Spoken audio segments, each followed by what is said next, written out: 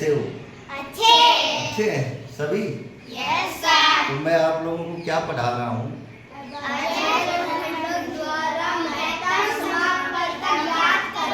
अभाज्य गुणनखंडों द्वारा महत्तम समापवर्तक ज्ञात करो।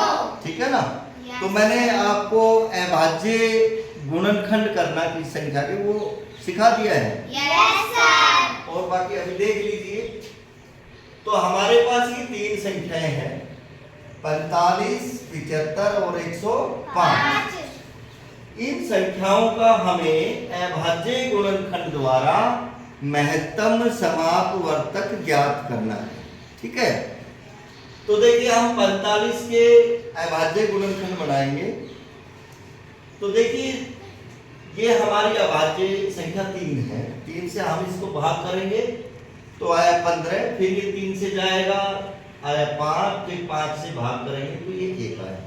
इस प्रकार आपको ये जो संख्याएं प्राप्त होती हैं 3, 3, 5, ये सारी कैसी संख्याएं हैं? अभाज्य संख्याएं। इसलिए तो इसका नाम अभाज्य गुणनखंड पड़ा है। उसके बाद इसी प्रकार हम 75 के अभाज्य गुणनखंड बनाएंगे। तो 3 पे भाग गया, फिर 5 पे और फिर 5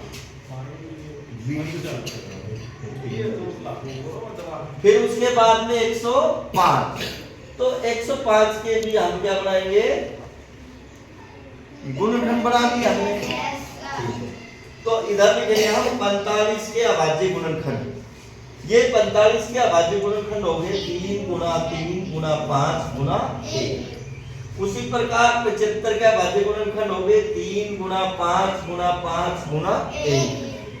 फिर 105 के अभाज्य गुणनखंड हो गए 3 गुणा 5 गुणा 7 गुणा 1। अब हम क्या करेंगे? इन तीनों संख्याओं के साझे अभाज्य गुणनखंड लिखेंगे। तो देखिए साझे मतलब जैसे 3 इसमें है, इसमें भी होना चाहिए और इसमें भी होना चाहिए, तीनों में होना चाहिए। तो हमारा एक तो हो गया 3। उसके बाद देखिए 5 इसमें है, इसमें भी है और इसमें भी है, एक हो गया हमारा 5। 7 इसमें नहीं है, इसमें नहीं है, इसमें भी नहीं है। और कोई संख्या देखिए 1 तीनों में है। तो हमारे जो साझे गुणनखंड हो गए 3 गुणा 5 गुणा 1। इनकी जब गुणा करेंगे तो हमारा आया 3 पंजे 15, 15 एका 15। तो यही हमारा क्या कहलाएगा? महत्तम समापवर्तक।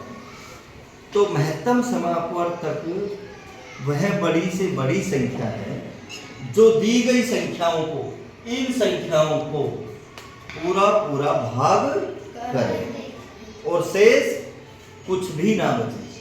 वो क्या कहलाता है? महत्तम समापवर्तक कहलाता है। चाहे आप भाग करके देख लीजिए, हमारा जो महत्तम आया तो वो आया 15। तो हम 45 को भाग करेंगे, महत्तम से 15 किया 45। उसी प्रकार 75 को करेंगे 15 5 75, 105 को करेंगे 15 से 105। तो कोई भी हमारा शेष किसी भी संख्या में नहीं बचता। तो इस प्रकार हम अभाज्य गुणनखंडों की सहायता से महत्तम समापवर्तक ज्ञात कर सकते हैं। ठीक है।